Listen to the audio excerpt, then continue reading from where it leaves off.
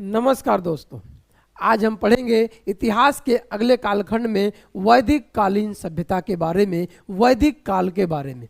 अभी तक हमने देखा था पिछले वीडियो में कि सिंधु घाटी सभ्यता जो एक नगरीय सभ्यता थी उसका पतन हो गया। पतन के कई कई कारण थे और सबसे लास्ट में हमने देखा था कि आर्यों का आक्रमण। और जो वैदिक कालीन सभ्यता है इसमें कहीं ना कहीं आर्यों का योगदान अधिक है।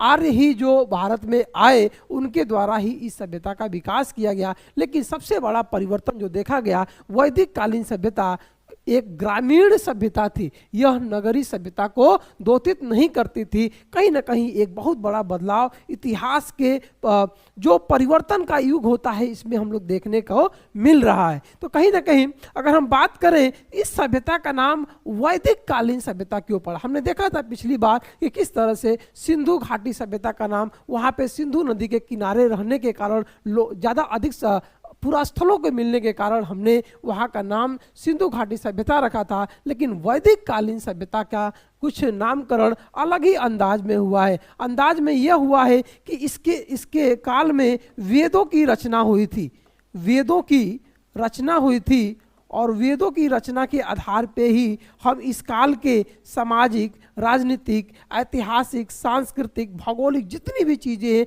हमें पूरा जानकारी हमें इनके वेदों के माध्यम से ही मिलती है। और आपको ये पता होना चाहिए यही वो सभ्यता है जहाँ से हमें यह जानकारी मिलती है, लिखित साक्ष्य मिलते हैं इस काल के बारे में, जिसको हम लोग पढ़ के भी जान सकते हैं। क्योंकि बहुत सारे जो ऋग्वेद, यजुर्वेद, सामवेद, अथर्ववेद लिखे गए हैं, कहीं ना कहीं ये इस समय के इतिहास को बताने का बहुत ही बखूबी सोर्स है, बखूबी स्रोत है। ठीक है, अगर हम बात करें कि सिंधु घाटी सभ्यता से इसके रिलेशन किस तरीके के हैं, तो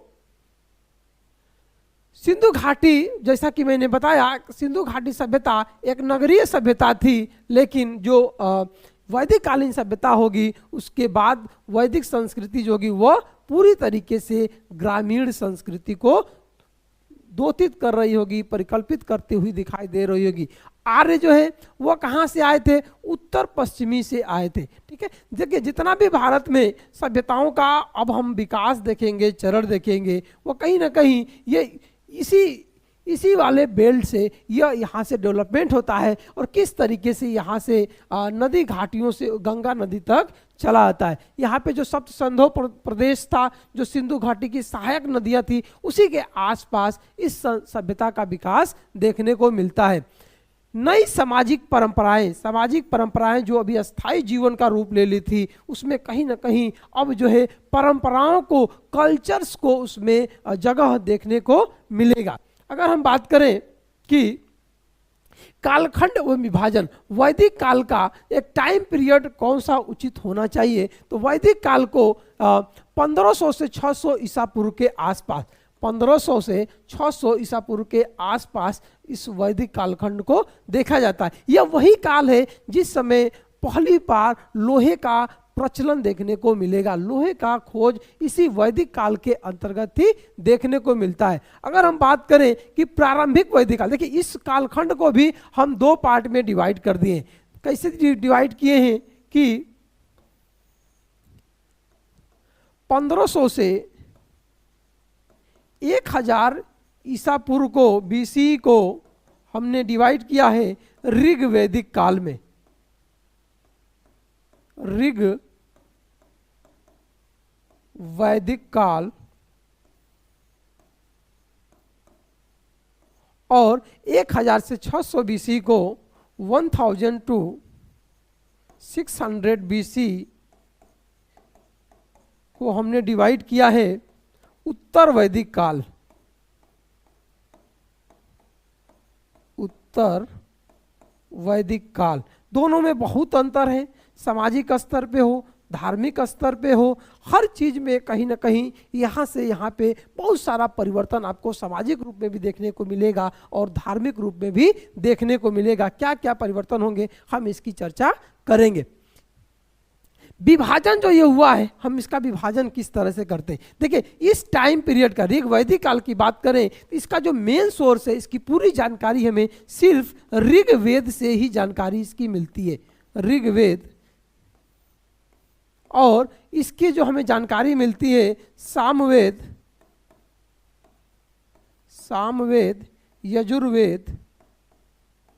यजुर्वेद और अथर्ववेद।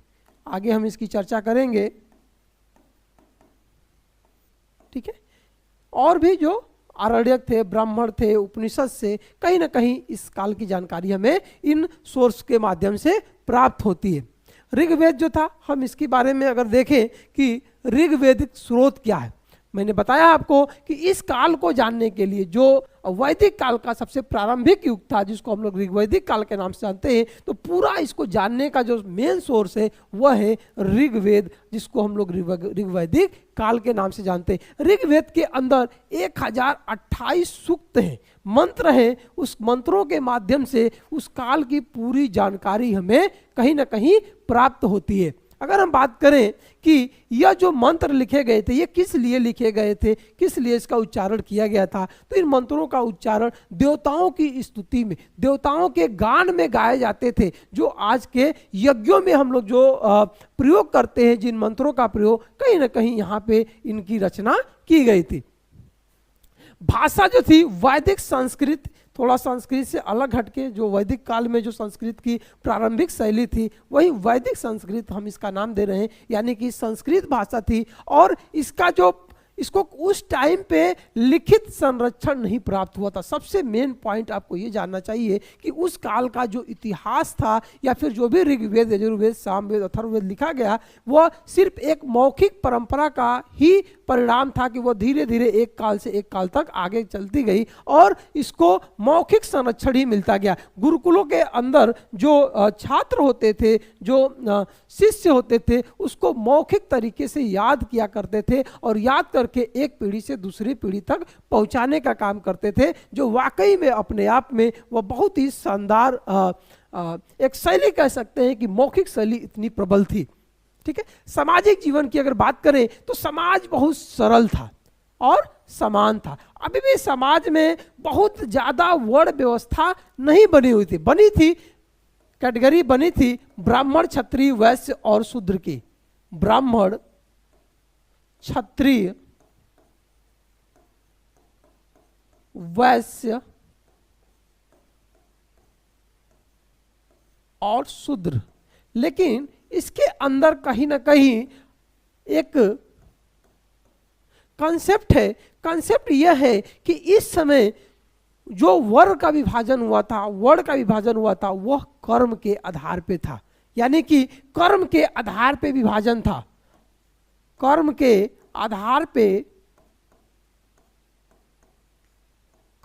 आधार पर यह विभाजन किया गया था।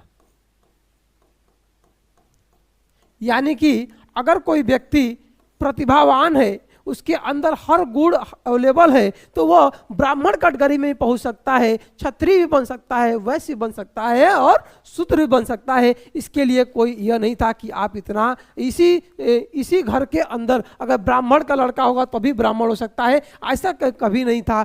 कर्म के आधार विभाजन किया गया था। एक वैश्य भी ब्राह्मण बन सकता था और एक ब्राह्मण भी वैश्य, अगर वह उस काबिल नहीं होगा तो। कहीं ना कहीं कर्म के आधार पर विभाजन यह बहुत ही एक वैज्ञानिक सोच था उस समय में हमारे ऋग्वैदिक काल में। लेकिन उत्तर वैदिक काल में आते आते यह स्थिति बदल जाएगी।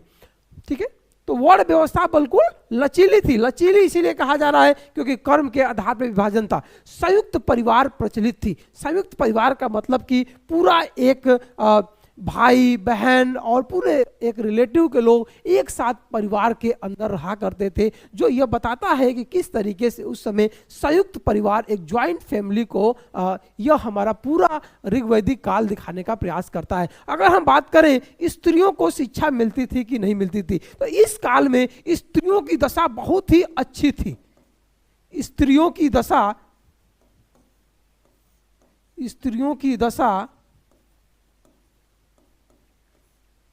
बहुत ही अच्छी थी। क्योंकि इस समय की जो महिलाएं थी वह यज्ञ में भाग ले सकती थी। ठीक है। सभा और समितियों में भाग ले सकती थी। सभा और समितियों में भाग ले सकती थी, इनका उपनयन संस्कार हो सकता था, यानी कि शिक्षा ग्रहण कर सकती थी, आश्रमों में जाके पढ़ सकती थी, शिक्षा ग्रहण कर सकती थी। जैसे कि बहुत सारी अपाला, उर्वशी, सावित्री, बहुत सारी ऐसी हम महिलाओं को देखते हैं जो विदुषी महिलाएं थी इस काल के अंदर। अगर हम बात करें गोत्र व्यवस्था विद्यमान था कि नहीं था, बिल्कुल इस समय गोत्र व्यवस्था अपने अच्छी भूमिका में था कि गोत्र व्यवस्था प्रचलित थी। गोत्र व्यवस्था प्रचलित थी। गोत्र व्यवस्था का मतलब ये होता है कि अगर एक गोत्र का कोई व्यक्ति है, एक परिवार से एक परिवार में धीरे धीरे धीरे धीरे जो उसका बढ़ता जाता है, तो कभी भी यह माना जाता है कि एक गोत्र का व्यक्ति एक ही परिवार का सदस्य है, वह अपने एक ही गोत्र में कभी शादी विवाह नहीं करते थे। यह उस समय का भी प्रचलन कहीं ना कहीं आज भी हमें यह देखने को मिलता है। तो गोत्र व्यवस्था जो थी उस समय प्रचलित थी। अगर हम बात करें कि इस समय का आर्थिक जीवन कैसा था ऋग्वैदिक काल में, तो ऋग्वैदिक काल का जो आर्थिक जीवन था उसका मुख्य व्यवसाय पशुपालन था। पशुपालन, और पशुपालन में हम ज्यादातर गाय को महत्ता देते हैं।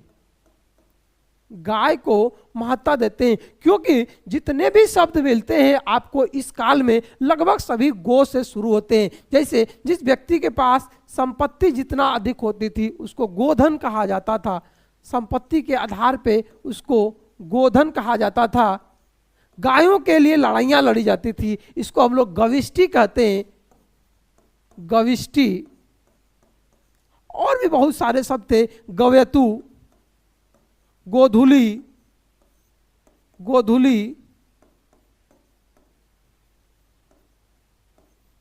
ये सब कहीं ना कहीं यह दिखाने का प्रयास करते हैं कि गाय की महत्ता कितनी अधिक थी। जिस व्यक्ति के पास जितना गाय होता था उतना ही व्यक्ति वह धनी माना जाता था। यहाँ तक कि इस काल की जो विनिमय प्रणाली थी वह विनिमय प्रणाली भी गायों के माध्यम से की जाती थी कि भैया ये गाय ले लीजिए, मुझे ये सामान दे दीजिए, या फिर उपहारों के रूप में लोग गाय अधिक मात्रा में देते थे। राजा को भी कर के रूप में, बलि के रूप में कहीं ना कहीं गाय देती। यहाँ बलि का मतलब कर है, यहाँ की बलि का मतलब ये नहीं कि हम बलि दे रहे हैं, बलि का मतलब एक बलि नामक कर हुआ करता था जो राजा को दिया जाता था। तो ये पूरा एक सिस्टम है। शादी ब्याह में भी एक दान के रूप में गाय दान में दी जाती थी, तो बहुत ही अधिक इसका गाय का महत्व माना जाता है।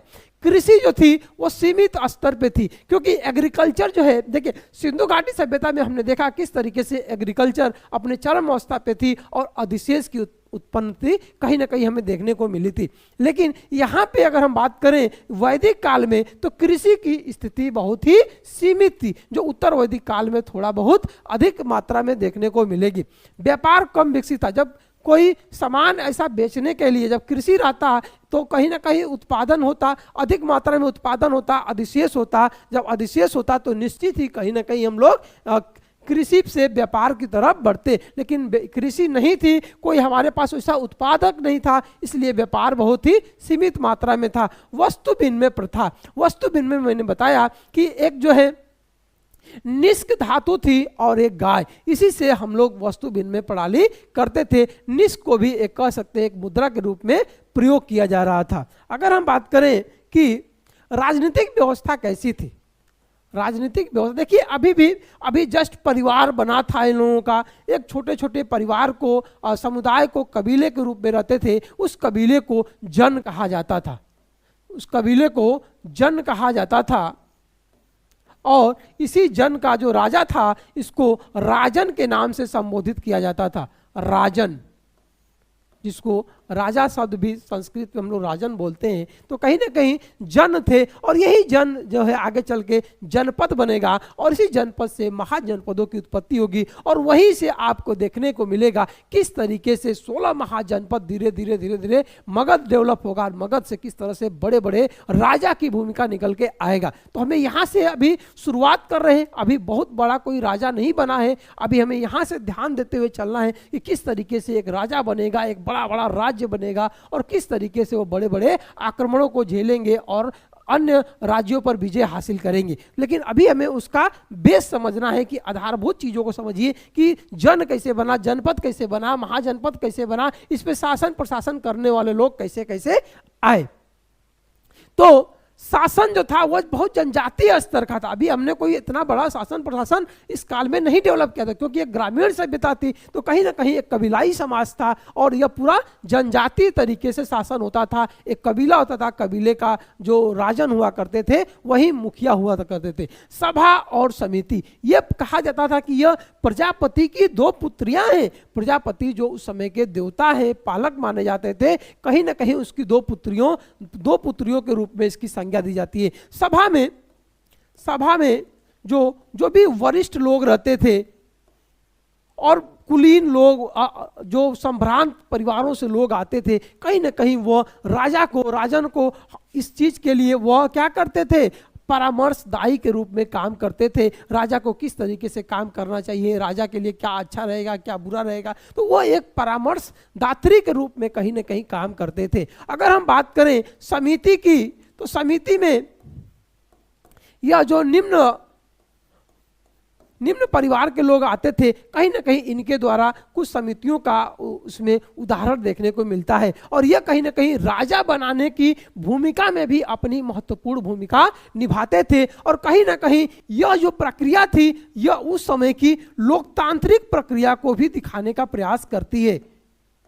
लोकतांत्रिक प्रक्रिया को भी दिखाने का प्रयास करती है, जो अपने आप में बहुत ही एक मिसाल है अपने इतिहास के लिए कि उस समय भी लोगों के राय से, लोगों के समर्थन से एक राजा का चुनाव होता था कि नहीं आप राजा बनिए, ये मैं यहाँ के लोग कह रहे हैं। तो कहीं ना कहीं एक लोकतांत्रिक प्रक्रिया जो हमें आज कहते हैं कि वर्तमान समय में हमने इस देश से लोकतंत्र को लिया है, तो कहीं ना डेमोक्रेटिक चीज़ तो हमारे देश के अंदर, हमारे वेदों के अंदर देखने को मिलती है, बस उसको सही तरीके से पढ़ने की जरूरत है।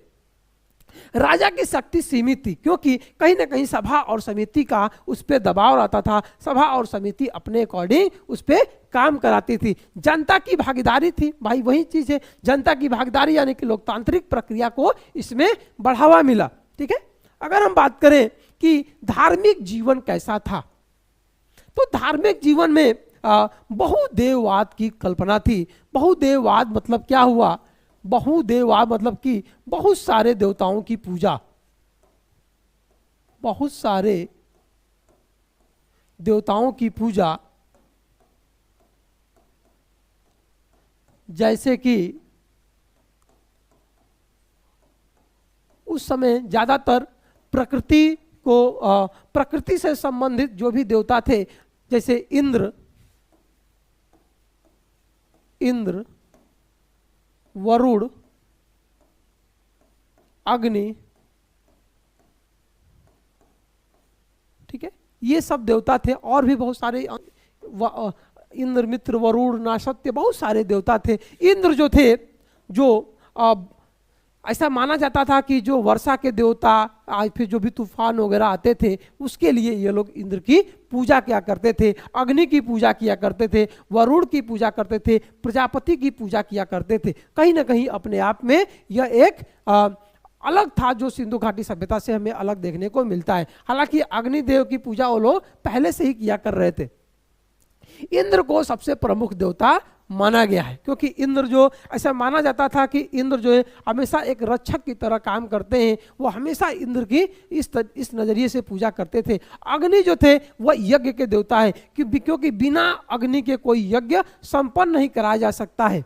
ठीक है, तो यज्ञ को बहुत ज्यादा महत्व मिला था इस काल में। इस काल में यज्ञ की महत्ता बढ़ गई थी, लेकिन यज्ञ की महत्ता बढ़ी, लेकिन अगर हम बात करें कि उत्तर वैदिक काल में अगर जब हम आएंगे तो देखेंगे कि यज्ञ की इंपॉर्टेंस इससे ज़्यादा बढ़ गई और यज्ञों में किस तरीके से पशु बलि और भी चीज़ों को बढ़ावा मिला। लोग अपना उसके अंदर कई सारी चीज़ें न्यौछावर करके यह कामना करते थे कि इससे हमारा और भी उत्पादन बढ़ेगा, हमारी और समृद्धि बढ़ेगी, हमारी और संपत्ति बढ़ेगी। वरुण देवता जो थे वो कहीं ना कहीं रीत के देवता माने जाते थे। रीत के देवता, जो हम कहते हैं ना कि रीत रिवाज कैसा तुम्हारा है, तो रीत के देवता यानी कि नैतिकता, एक मानव के अंदर जो नैतिकता होता है उसकी बात करते थे, करुणा की बात करते थे। नैतिकता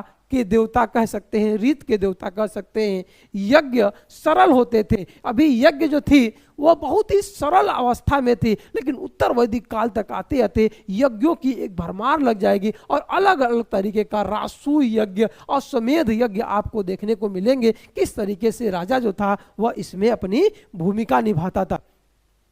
अगर हम बात करें कि इनकी संस्कृति एवं शिक्षा, शिक्षा जो थी वह गुरुकुल प्रणाली थी। गुरुकुल प्रणाली आपको पता है कि किस तरीके से लोग गुरुकुलों के अंदर अपना घर छोड़ के एक ऋषि के अधीन वह छोटे छोटे जो शिष्य हुआ करते थे,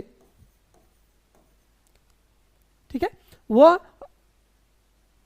गुरुकुलों में आके शिक्षा ग्रहण करते थे गुरुकुल के माध्यम से। अगर हम बात करें सामवेद से संगीत का विकास, सामवेद जो है अभी हमने देखा था कि सामवेद में संगीत का जो भी हम बहुत सारे ऐसे गायन हैं जो कल्चरल हमारे सारे गामा वगैरह सब यहीं से डेवलप हुए हैं। घर लकड़ी और घास के बने हुए थे, वीरता को सम्मान दिया जाता था। अगर हम बात करें कि मौखिक शिक्षा पर बल, यह बहुत ही इम्पोर्टेंट एक सेक्शन है कि इस समय जो शिक्षा दी जाती थी वह बिल्कुल मौखिक रूप में शिक्षा दी जाती थी, यानी कि कोई भी लिखने का काम नहीं किया जाता था। शिष्य जो थे गुरु के पास आते थे और गुरु मंत्रों का उच्चारण करते थे, उनके साथ साथ शिष्य भी मंत्रों का उच्चारण किया करते थे और कहीं ना कहीं यहीं से यह लोग एक एक परंपरा को आगे बढ़ाने का काम करते थे। जो इसमें शिष्य सबसे अच्छा होता था उनको फिर दोबारा गुरु बना दिया जाता था, फिर वो अपने अगले पीढ़ी को यह शिक्षा देने का काम कर रहे थे, जो पूरी तरीके से इन मंत्रों का उच्चारण जो था वह मौखिक रूप से चल रहा था। ठीक है, तो ये पूरा हमारा एक ऋग्वैदिक काल था और इसमें बहुत ही एग्जाम पॉइंट से क्वेश्चन आते हैं कि ऋग्वेद से संबंधित 1028 सूक्त से सबसे प्राचीन वेद है।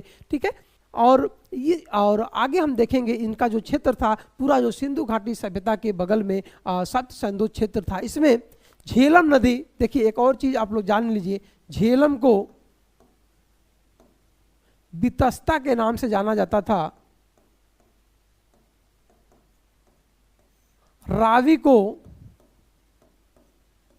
परुष्णवी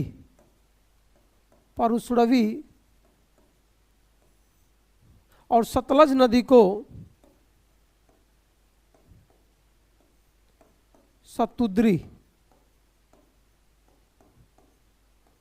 ठीक है, ये सब और भी बहुत सारे नदियों के नाम हैं जो उस समय फेमस थे, जो उस समय के वेदों में इन नदियों का नाम इस नाम से लिया गया है। ठीक है, तो ये पूरा सप्त सिंधु प्रदेश इसी को बोलते हैं, जो पूरा इंडस वैली जो रिवर थी उसके अगल बगल जो भी कनेक्टिंग रिवर थी कहीं ना कहीं यहीं पे। और अफगानिस्तान के अगर हम ऊपर देखें तो अफगानिस्तान का जो बिल्कुल पूर्वी इलाका है वहाँ तक भी यह सभ्यता का विकास हुआ और किस तरीके से उत्तर वैदिक काल में यह धीरे धीरे उत्तर पश्चिम से पूरा अपने गंगा घाटी तक इसका विकास होगा, हम देखेंगे एक एक करके। हम मिलते हैं नेक्स्ट वीडियो में आपको उत्तर वैदिक काल को लेकर। धन्यवाद।